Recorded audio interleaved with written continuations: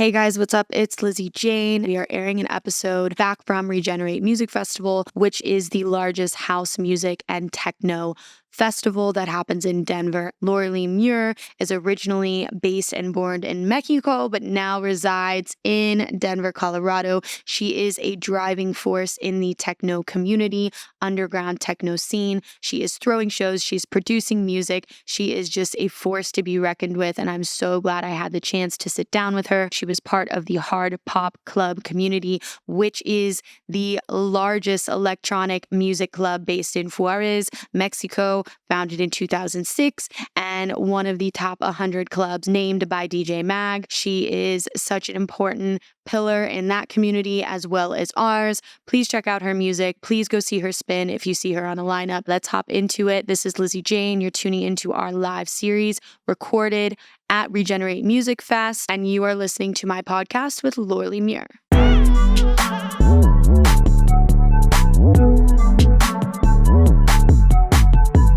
All right, well, Laurelie, thank you so much for joining me today.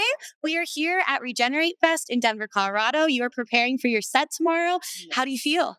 I feel very excited, very grateful to be here. Thank you so much for taking the time to invite me to this interview. Of course. You have such an incredible journey. I would love for you to just tell us about your pathway here to Denver, if you don't mind. Yeah, absolutely. So I started DJing many years ago, and everything started in Mexico. And then I moved to Denver because I work in the space industry. So I got a job here and then moved here, and I was already playing as a techno artist. Yes. So when I arrived here, I just knocked the doors and trying to get into the Denver scene. And it's been pretty incredible to be part of this rave scene, the techno part of it. Yeah, that's so insane. Because I always love to know about other things that aren't directly related to the music and the project. Yes. So you work in space. Yes. Okay, so tell me about that, because you make atmospheric techno. So I feel like there's almost this parallel between what you do outside of music and then the music that you're making that can live in that universe. That's definitely true. I always say that I feel techno and space are very related because they're both engineering, and then they both have this feeling of spaciousness, and then this floaty type of feeling. Yeah. And the techno that I really like to play and produce, it has a lot of galactic sounds, a lot of and I try to get a lot of my background texture samples from I don't know, recordings of launches or recordings of things that have been field in space. recordings. Yes, exactly. And then modify them my own way and then put them in the songs. And Cool.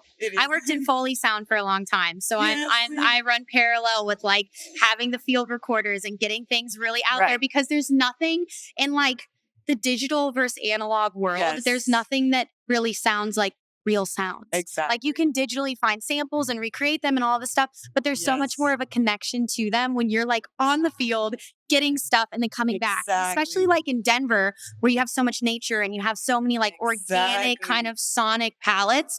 You can just get a lot here. So came here from Mexico. Yes. For your job, and then you've now started tell me about your time in Mexico, because I know you have a big club down there that you still massively represent, which is... Yes. Tell me the name. Hardpop. Okay, so tell me about Hardpop. So I became resident around 5-6 years ago to Hardpop. The first time I played there, they invited me just to, play. And I was opening for a headliner called Sofia Says from Tbilisi.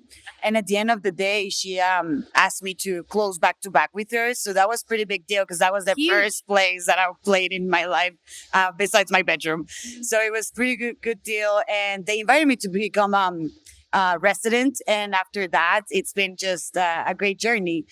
It was named recently, it was named number one small club in North America, and I think between the 100 in the world by DJ Max. So it was pretty good deal for us. It's a good club. Yes, it is very tailored to the underground type of electronic music. And It's in Ciudad Juarez, which is where I am from, and my city is very like a lot of they love techno a lot. Yes. Techno it's like a revolution for us, and since that city was very like dangerous long time ago, I feel like we all like felt like very connected and very like it was our temple to go there and then just like forget about what's happening outside and then coming in and just hear music and connect with people. So yeah, That's a very it. special place. Has it been really crazy considering you've been like pushing this underground sound for a very long time? Has it been wild to see techno come to the forefront of a lot of dance music culture?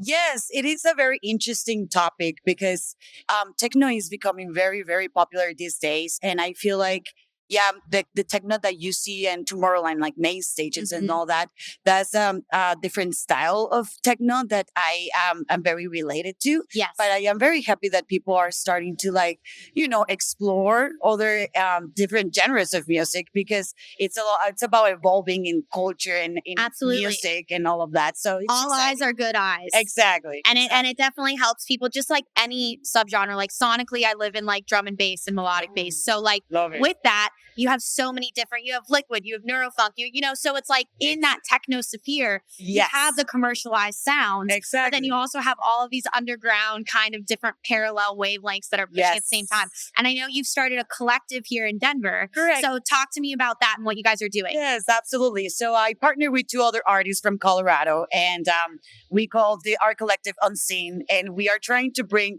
more of like the more unknown type of artists that are in Germany or in the Netherlands, and trying to bring them here and trying to provide a new sound to the people in Denver and a new culture of techno. Because one good thing about Denver is that I feel like it's a very artistic city and it has so many genres, so many ways to show art. Yes. And this is, I feel, our way of showing that. I love it. And sometimes you have to give people what they don't necessarily know that they want in order to discover it. And they don't know they like it until they try it. Exactly. Exactly. So I saw that you guys you just had a show in February, right? Correct. So do you guys have anything coming up on the horizon? Yes. So we're going to have on July 27, we're going to bring this Netherlands artist that he lives in Berlin. His name is Ignes. And he's a very fine techno, very beautiful, spacious, spacey type of techno. Ooh. And we have already programmed other artists coming to Denver. So yeah, that's so exciting. Yes, it's always fun to wear multiple hats too. Like when you get to curate and do your own thing and really create your own vibe. Yes, I feel like so much of it is really about community. Exactly. Like 10 people that are like diehard fans that will buy the merch, that will be invested, is worth way more than 1,000 social media followers. Exactly. So it's very cool when you really get to put together your own parties, curate your own vision, because that's how you like start a movement. Yeah, you build a community. And I feel like that is very important as well. And I think a lot of the focus that we're also trying to do is to bring that also like architectural light with the sound. Yes. So we are working pretty hard to do that. That's awesome. So there's like a visual representation. It's a whole vibe. It's a whole exactly aesthetic. The experience. Yes. And I know like here at Regenerate, there's never been a house and techno festival. So it's really cool because it's starting to climb. And especially where like Denver is really known for being that like bass dubstep kind of circle.